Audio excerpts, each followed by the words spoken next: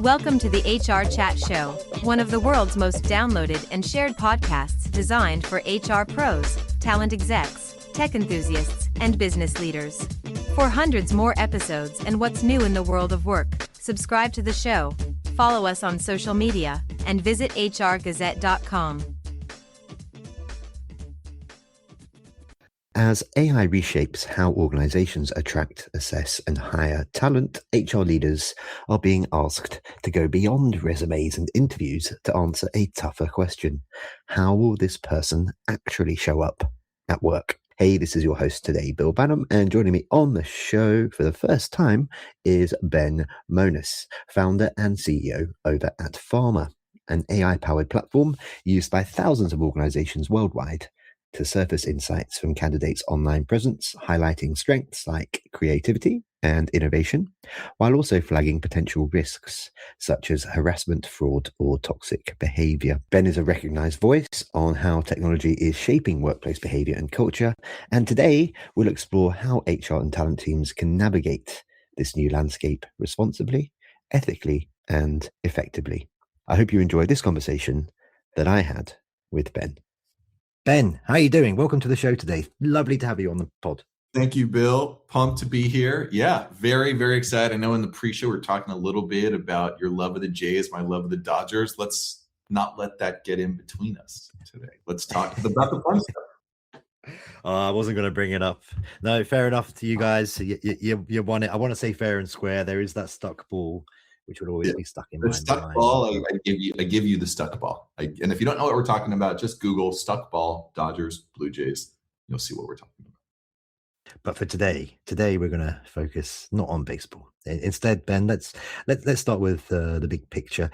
We now have up to 6 generations in the workforce. Many of them are digital natives, some are not.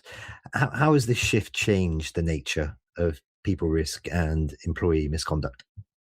Sure. Yeah, it's a great way to kind of start the conversation. I think that data point is something that a lot of folks I engage with are surprised by, right? But we are living through this unique moment in our history where now you have Generation Alpha who's in the workforce. Those are folks that are born 2010 or later. People join their internships, maybe their first summer jobs, their first jobs, while they're heading into university. So it does mean that for the very first time, we have this 6 different generations all working together in the same place at the same time. And when I think about employee risk, when I think about misconduct in the workforce, it isn't about, the types of risk are changing in the workplace. It isn't as if suddenly employers, because there's 6 generations in the workforce, are changing the sorts of things that they care about, right? You mentioned at the top of the session here, for years, clients have been looking, or customers, of ours, clients, big corporations. We tend to work with like companies big and small.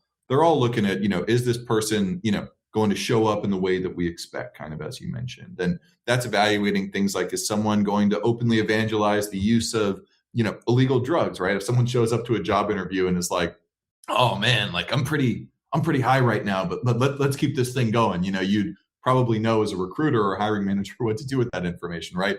Same way, people acting intolerant, threatening, harassing towards others. Those are things that you try to judge through references, through background checks, through in-depth interview questions, asking folks about their previous experience. But what the shift in the workforce has brought on, this sort of change in the demographics, is not necessarily an evolution of the types of risk that employers care about, but where that risk shows up, how that risk manifests itself, where it appears, and where, work is happening today. I think post-COVID, we kind of have this sort of hybrid workforce, sort of in and out of the office, where folks are engaging just as much on like LinkedIn or Discord or Reddit as they might have been at the water cooler in 2015 or 2016, right? So this is like a rapid change where you see not just like where people engage with one another, but you mentioned it, like half of the workforce today are made up of digital natives, right? And we like to call the other portion digital immigrants, but these are people where half of the workforce today, they've had social media, myself included as a late stage millennial, as I like to say. You have a history of social media that's just as long as almost your analog history, your professional self, right? And so that shift of risk appearing and manifesting online is now only so prominent because so much of the workforce has these digital backgrounds, and also at the same time engages in digital spaces more than in the analog. Okay, let's dive into what those risks look like a bit more, if you don't mind. At a basic level, are we talking about people who do dumb stuff online and say the wrong things, and that could reflect badly on the company? What types of workplace risks are becoming more common, are becoming more visible because of employees' online behaviors? Maybe you can paint that picture.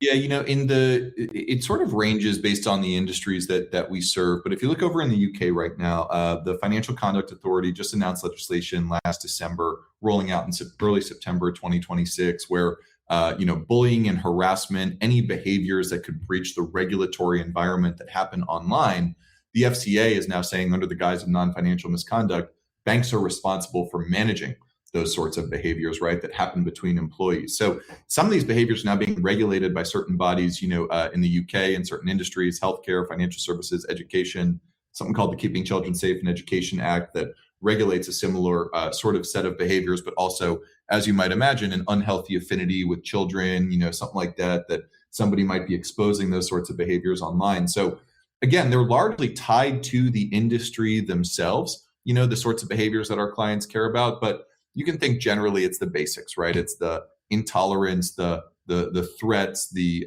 criminal behavior, the illegal drug references, et cetera, that employers care about. So the things that are already part of the kind of panoply of what employers care about today, it's just those behaviors appearing online rather than offline. That's the big shift. It's these sorts of things that I think many people would be like, yeah, that's in our code of conduct. That's in our code of ethics. Of course, we enforce the screening for those sorts of behaviors. Well, now you can, because it's on social media. Thanks for listening to this episode of the HR Chat Podcast. If you enjoy the audio content we produce, you'll love our articles on the HR Gazette. Learn more at hrgazette.com. And now, back to the show. Okay, so imagine a company hires someone. They get through all of the processes. They hire this person, and then they're showing these undesirable behaviors. How does that potentially reflect on the employer brand? Look, I think from an employer brand standpoint, the more and more we're seeing the role of the individual employee out in the field being tied to the broader set of employer's brand and company, right? Somebody who's representing a brand. And even if you put on your social media, my views do not reflect those of my employer. Sure, your political views, of course, or maybe your favorite sports team, right? But at the end of the day, like, if you were saying things that are violent or intolerant or threatening or harassing towards other people, customers of companies are humans too, and they react to those sorts of behaviors the same way. If they met somebody in a store and someone treated them like that, right, you'd see that kind of brand damaging behavior come out. But I think it's not just at the brand level as much as it's the sort of misconduct multiplication in an organization, right, where people start to observe behavior that might be happening from someone more senior than them. Then they might be like, look, what, if John can act misogynistic in a meeting, or say something misogynistic in a Twitter post, tagging one of my fellow colleagues, right? Maybe that's okay at this company. And then those behaviors lead to the most negative outcomes, the worst possible outcomes that we can all imagine, the sort of harassment, the negative events that happen in the workplace, right? But again, you don't have to be like a neurosurgeon to know that if somebody at a company is acting hateful, violent, or threatening towards other people, espousing these views in a public fashion, I'm not talking about what's in private, but that can have a negative brand damage, brand effect on the company itself. And you see plenty of examples of this over the years. If you just Google social media fired, you'll see what we're talking about. We like to offer practical takeaways on this show. We like to leave our listeners with things that they can actually action. What are some practical steps that HR leaders can take today to protect against viral misconduct incidents? I think the first question you have to ask yourself is there a shared frame of reference in our organization about, the ethics that guide our company? Do we have a code of conduct that we believe is meaningful, that guides interactions between our employees, but also guides interactions between our employees and, the world of customers and investors and partners and vendors, all the stakeholders that surround an organization. I think that's got to be the first question for an employer.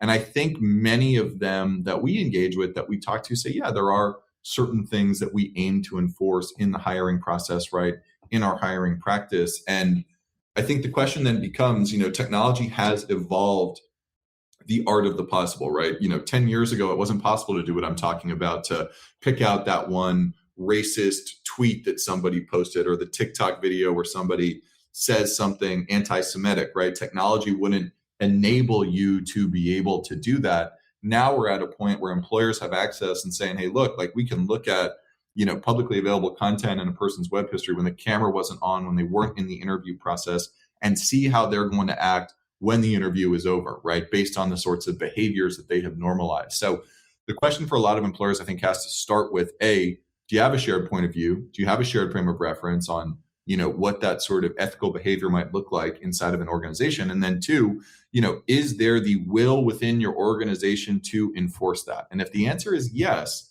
we are looking at how can we add teeth to our code of conduct? How can we protect our employees from the sorts of behaviors that we know are damaging? Then the question becomes, what are the tools and technologies you're going to do to be able to do that? There's a lot of different tech out there. Social media screening is just one way to go about it. But, we do think it's one of the most objective, non-score based, types of, screening you can do, because you're seeing what people normalize, the sorts of behaviors that, they act out in public. It's not, and I'll call out too, like, it's not just like somebody who makes a joke, a tongue-in-cheek joke one time, right? To say, oh, well, I made this one joke 7 years ago, and employers aren't, firing people because of that. It's the sort of same approach they take to other types of behavior in a company. Like, one comment inside of a company, you're probably not going to get fired because of it. But if you evidence a pattern of acting harassing or threatening towards other people, and you do that frequently, employers take notice. It's the same sort of thing on social media, right? They're going to treat somebody who made one comment one time very differently than somebody who is, evangelizing, the sorts of rhetoric that, we're referencing here on a frequent, ongoing basis. So people who review this information also know what they're doing. I mean, that's a great point. You're a leader of an organization. If someone in your organization says something inappropriate once, okay, it's not a series of saying the wrong things. How do you deal with that? Do you deal with that? Do you just let that go? What do you think is the approach? Look, I think, to answer the question directly, of course we deal with that. Of course we address it. And a lot of times you find in those one-off moments, it's a bit of a nudge of pushing somebody right into the right lane. It's not about saying, because we always talk about in companies, you're not going to change somebody's personality. You're not going to change who they are at their core.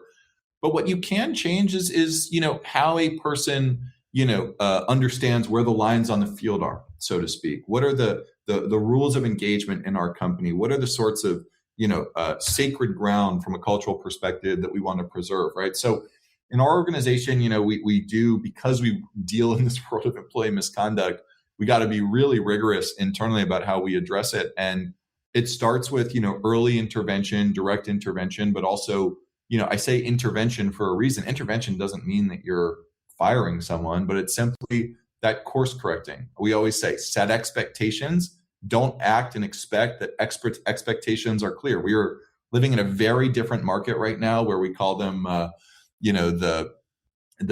Gen Z, but we also call that like Gen Zoom in a way, right? Too, right? Where a lot of people who are coming up in the workforce, like, maybe didn't have an opportunity to, get that talking to, or have that kind of assimilation into the cultural norms of the modern workplace.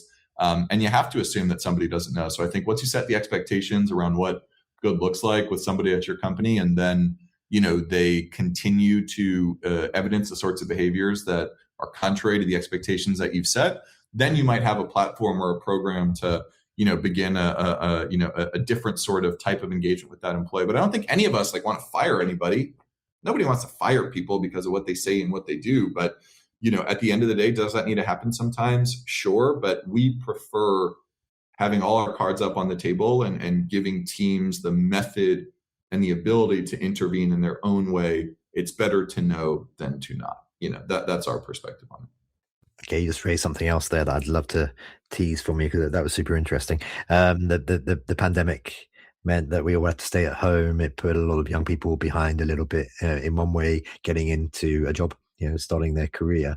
From the research, the conversations that you have with clients and so on, do they often find this, that there's been a bit more of a learning curve for Gen Zers entering the workplace, just because they missed a few years in terms of understanding what the ethos of a company is, but understanding how to navigate politics within an office? Or what are the conversations that you're having around that? Exactly that. I mean, there are these things that happen through osmosis in the workforce, right? When you're hanging out after work for a little bit and you overhear a conversation, for example, between two executives, right? You just decide to drop into a meeting for a different department or a team. Like, you get that in a remote environment. What we hear from our clients, things are highly transactional, and that communication happens based on need and based on a sort of project or outcome basis is when communication occurs, where very rarely, I think, does a manager, and some do, and these are some of the best, but managers who carve out specific time to do that expectation setting.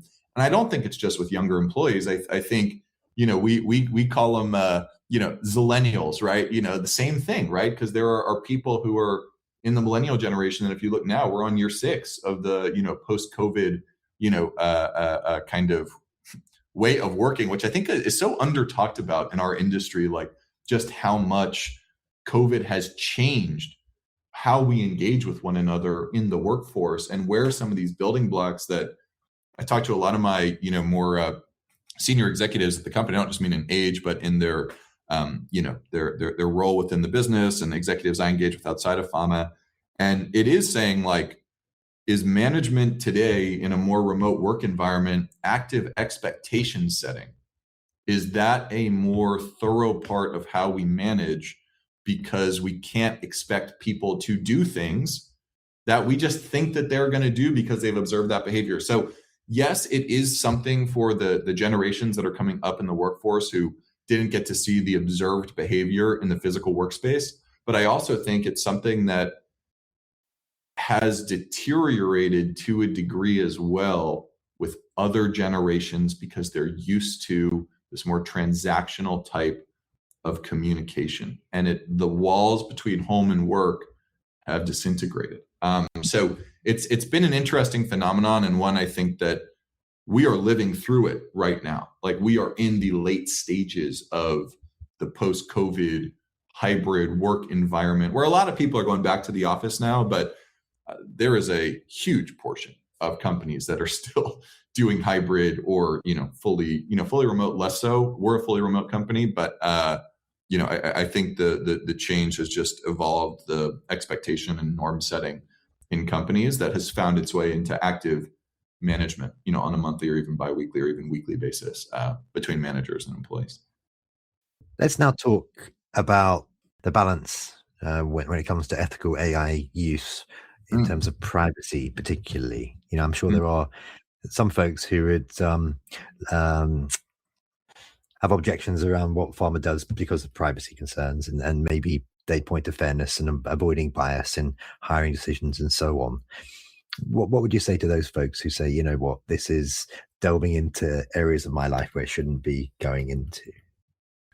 A fundamentally valid concern, one that's been, part of our product and part of how we engage with the market around us since the beginning. Because, the reason that people have that natural reaction is we've seen a litany of examples of the abuse of personal data, of personal information that ranges from everything of like selling people's data to rig elections, to selling people's data to foreign actors, to spying on employees, right, or spying on citizens of countries using personal data. And so you have to, as a service provider in this industry, and this is something that we strive to do. I think we're good. I don't think we're perfect, but it is something that is an active part of how we engage, again, with our customers and broader stakeholder universe.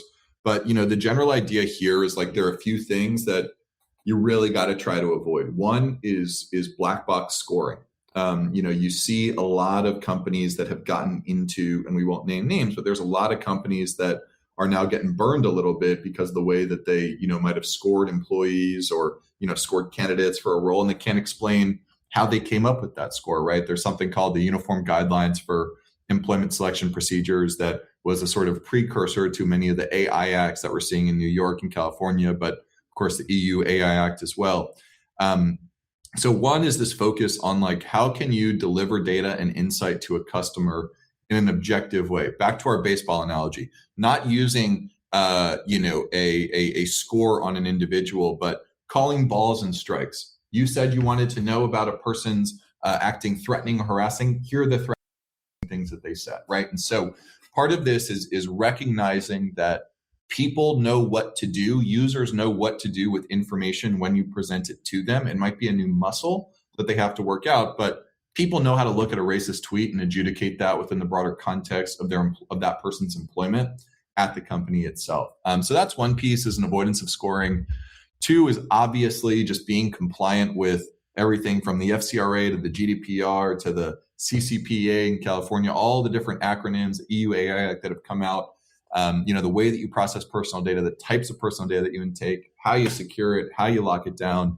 And, we're very explicit too, like we'll never try to friend someone or, go behind a privacy wall. What we're really looking at are publicly available things that people are saying and doing that can either highlight, normalization of aberrant behavior, or the sorts of things that a customer can see or an employee can see that are going to route that to HR, to the C-suite, and say, how'd you let this person into the organization when, they're saying all these misogynistic and homophobic things about people on the internet? Like it really is that simple. I think a lot of people, I'll get a little philosophical with you. I'm probably running over on my answer to this question, but my philosophical answer here is like, as consumers of social media, the algorithm puts you in a position where you see the most controversial and salacious content, right? You see the political content, you see the religious content, you see the stuff about Israel and Gaza, you see the stuff about the war in Ukraine, you see the stuff of, Trump posting this photo of himself as the Pope, right? Like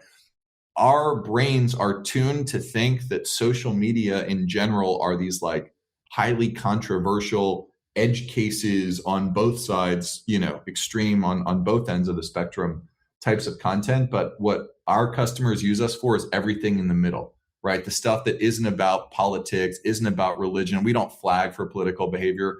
We don't flag for things like self-harm. We don't flag for anything that could be viewed as a protected class of information. And those are the guardrails that we've put in place as a company. So, you have to recognize that people are going to come to a company like Fama and say, like, look, like I see this on social media. I don't want to see that for the people that I'm screening, because their religion, their politics don't matter to me. But unfortunately, like that's all the stuff we see on social media on our phones. And so that's where our brains kind of go as business users of like, oh, well, I'm going to see all this stuff I don't care about. I don't want to see, when the reality is you don't. I guess ultimately Pharma can only do what it can do, right? There are still ways that people can game the system, in the sense that they could go back through their Facebook feed. I'm showing my age now. Their Facebook feed and go, oh, you know what? I'm applying for that job. I better delete this one and this one and this one, or the TikTok or whatever it is. But the reality is we're everywhere. You can't delete every Reddit feed you've ever been part of or whatever. There's probably still some information you guys can find, even on those folks who are better at gaming the system. And honestly, yes, but it's not really about that. It's not really about like gaming the system and trying to like catch people out when they've tried to delete all the posts, and the one that they forgot to delete, we find it. What we found over the years, because we're a consent-based product. Candidates sign a consent form before they run a check, and if an employer wants to use that in a hiring decision in the United States, they have to share a copy of the report and the tweets and the posts that they found with the candidate and say, this is what we found about you, right? And when I started Fama, I was a software guy. I wasn't in HR tech, and I didn't know about this whole world of, consent and the FCRA and the GDPR and all that have rolled out, since starting the business. And, we find ourselves in a spot now where when I started, I was like, are people really going to Isn't everyone just going to like delete their stuff when they sign a consent form? Like before signing the consent, wouldn't you just go in like you just described and delete all the salacious and crazy things you've said? And the reality is that the people that are truly problematic, that have normalized this aberrant behavior, don't think there's anything wrong with the things that they've said and done. And that is exactly the problem that we are trying to solve for, right? And so that's the big difference here, is it's sort of like weird blend of moral psychology. This guy, Jonathan Haidt, who is now famous for writing this book about like taking social media away from teenagers. And he started this field of moral psychology, and he wrote this great book about why good people believe bad things or do bad things. I'm probably butchering the title, but it talks a lot about like how your brain works around like normalizing certain types of behaviors that others, might reject too. So it's a weird psychology thing, but yeah, people who are truly problematic aren't going in and being like, oh, I said that racist thing, I'm going to go delete it. They said that racist thing because they don't think it's racist. That's just what they think, like that's the story. I'm glad I asked that question, because that was a fantastic answer. It's the people who maybe do try and gain, they do delete things. Maybe they realize they made a mistake, but those people who haven't changed, I think that's just part of their mind frame, right? And when they join the company, guess what? They're not going to treat people like that. And guess what? They're not going to drag their company into the muck because of some crazy stuff that they said on the internet, right? And so, that's to me working as designed. Like that's what we're here to help employers like build great brands and help ensure that their ethics and their code of conduct come alive in a meaningful way in their companies. And exactly to your point, great. If you deleted that stuff, perfect.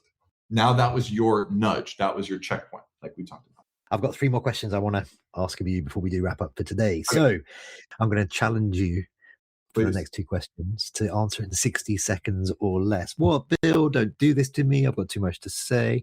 So the first of the next 2 questions is, looking ahead, how do you see AI continuing to reshape hiring decisions and the way organizations assess fit beyond the resume? In 60 seconds or less, go.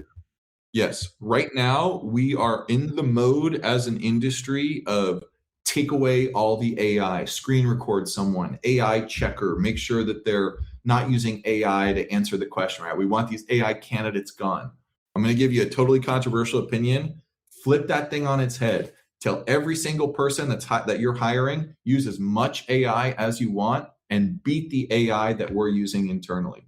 Beat Claude, beat Gemini, beat ChatGPT, use whatever tool you want. That's what I think is going to change in the next few years, is that next few months. I will bet that by early 2027, every candidate is being encouraged to use as much AI as they can. And the employer is going to say, beat our use of AI. Show us how you can use AI better than us and find your way into our organization. That's my big shift on how things are going to change. Okay, penultimate question for HR leaders who are listening to this episode today. Then what's one mindset shift or immediate action that they should take to better manage people risk in this new era? Don't trust scores that have been generated by some team of Y Combinator or whatever new startup-y person that comes in and tells they got a new score on how they want to rate candidates. You know how to use information, leverage your expertise, leverage your decades of experience. Like, you are smarter than the AI itself. Use the AI to be able to advance your own understanding, not replace the work that you are doing. Reject tools that give you scores, find tools that bring you closer to making a decision using variables that you already consider today as part of your process. All right. Love it. Finally, for today, sir, how can the listeners connect with you? So is that LinkedIn? Let's find out what social media you're on. Is that LinkedIn? Are you all over TikToks and Instagram? Yeah. I'm on socials for sure. My professional social, I would say, is LinkedIn. So just, check me out, Ben Mones, Mones on LinkedIn. Fama, check out our website, fama.io. Chat with us about your AI agent, ask them all the questions about us if you'd like. That works too. And maybe the AI will tell you how to find us. But website, fama.io, LinkedIn, Fama, me, Ben Mones, the CEO. Okay. And that just leaves me to say for today, Ben, you're all right for a Dodgers fan. Thank you very much for being my guest today. I appreciate you, Bill. Next time we'll do a baseball podcast, and thanks a lot for having me on. Super fun. Great conversation. And listeners, as always, until next time, happy working. Thanks for listening to the HR Chat Show. If you enjoyed this episode, why not subscribe and listen to some of the hundreds of episodes published by HR Gazette? And remember, for what's new in the world of work, subscribe to the show, follow us on social media, and visit hrgazette.com.